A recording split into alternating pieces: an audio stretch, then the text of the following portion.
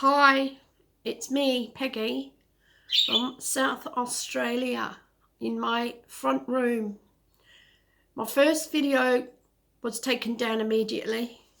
They didn't like what I had to say about certain politicians, and they certainly didn't like my language, which is a bit hilarious, really. So today I'm only doing this as a test run, okay? Don't know if I'm going to keep doing this. Got no idea. So I just thought today, instead of having a big rant and swearing, which, yeah, I thought I'd just look at the newspaper today in South Australia, the main one. It's called The Advertiser, and pick out a couple of articles that might be of interest to people all over the world. I don't really know, but anyway, it's, as I say, it's a test run. The first article is about the SA Health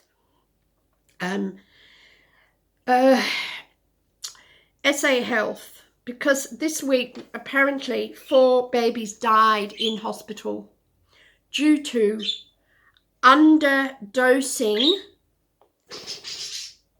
chemotherapy. Apparently, the Safety Learning System, SLS, was a major factor in 2015 chemotherapy underdosing scandal, and was this week linked to the deaths of 4 babies at the Women's and Children's Hospital. So, but they are still, even though it's been, the Deputy Coroner has recommended that the system they're using should be abandoned. They are going to go ahead with the same system. Okay, that's one article. Right. Other articles I've sort of marked out that you might be interested in, which are here. Street rally. This was the Freedom March in Melbourne 2 days ago. And they've got an article here. Of course, we all know that the newspapers don't tell the whole truth, right? We all know that. So you have to sort of read between the lines and make up your own damn mind. And it says here, protesters. First, the headline, street rally turns into a mild melee. Protesters ran riot in Melbourne CBD last night, attacking officers and injuring several police horses during an anti-lockdown rally. They also said there were a few hundred attending. Well, that was an out-and-out lie. There were thousands, okay? So you don't have to believe that at all. And at least 16 people were arrested and more than 96 penalty notices were issued by police as protesters ran amok for several hours long after the rally started at 2 p.m. So, you know, even Australia, down under, they do not print the truth. They do not tell the truth. And of course, it's all because they're thugs targeted a police van by kicking and striking it and smashing a side mirror. Oh, poor mirror. And flares were lit and fireworks discharged as some protesters splintered off. Anyway, that's how they've covered that rally in Melbourne, which was apparently the biggest rally they've ever had. There were thousands, but of course the newspaper are telling you it was hundreds. So that's a lie anyway. I did mark another one, and this is about, oh yes, of course, it's a mayor who got stuck overseas and she can't come back because of the COVID, and she's not a happy girl. And it says, a South Australian mayor stranded abroad who blasted the federal government over its immoral treatment of citizens wanting to return home. I'll bet this mayor wouldn't have said a blooming word had she not got stuck over there herself. Because she's a mayor. She's all part of the problem, you know. But she's got caught up, so yeah, okay, she has a whinge and it gets in the paper.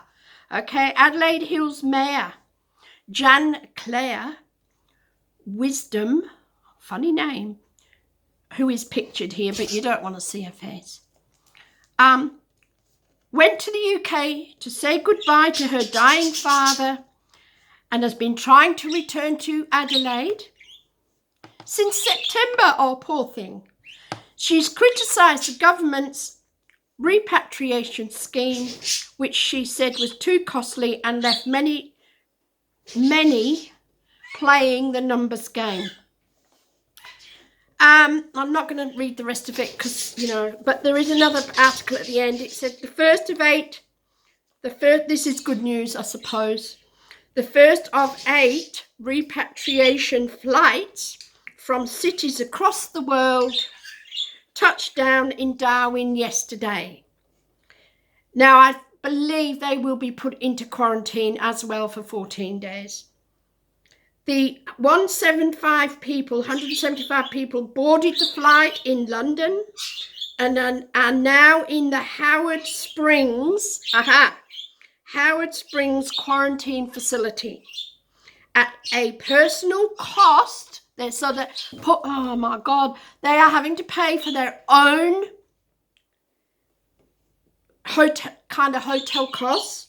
It says a personal cost of $2,500 per person or $5,000 per family. And they are among 26,200 Australians who have registered as wanting to return. My brother actually is also stuck over in Vietnam at the moment. He's been there for several months. He was teaching over there, but now he wants to come back and he can't get back. So that's happening anyway. So that's another one. Now, I've done the rally one. Hopefully there's not much more. This is the quickest. This is a very short kind of attempt to see if this actually gets put on YouTube and if it gets knocked off or taken down for any reason, okay? I'm Peggy, by the way. I am the child of a 10-pound pom, and I'm living in Adelaide or in South Australia at the moment. I can't travel. I can't come back to England for a holiday. I can't go interstate to Brisbane to visit my daughter and my grandchildren because of this cold system, the common cold system.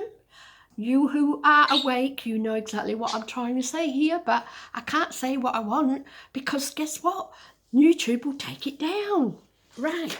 Now, did I mark? I did here. Right.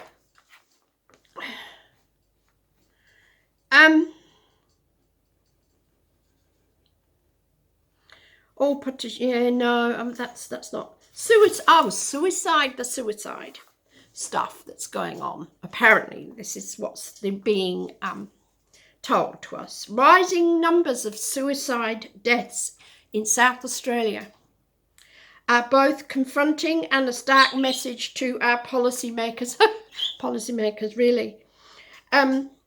So, SA and national mental health experts say the increase in suicide deaths, which are yet to take into account the impact of COVID-19, require a significant reconsideration of current prevention policies and investments. Yesterday, the figures showed almost 40 more South Australians died from suicide in 2019 than in 2018, and with most of them being men. The coronavirus pandemic has had a significant impact on many people's mental health. Well, that's everywhere. I know it's everywhere, this mental health problem. England is probably a lot worse. There's probably bigger numbers because, of course, England's got a bigger population. And, of course, the more cases, the more tests they do, the more cases they are going to find. So as I say, I have to be careful what I say anyway. I don't know if I've got any more marked here. That'll do because I'm only testing this out. So this is Peggy in South Australia, just working out what the heck is going on. Just want you to see. Okay, I'm going. See what happens. And if anyone wants me to actually talk about anything in particular that's happening in Australia, I will endeavour to find out and look into it and do some research. Okay, bye.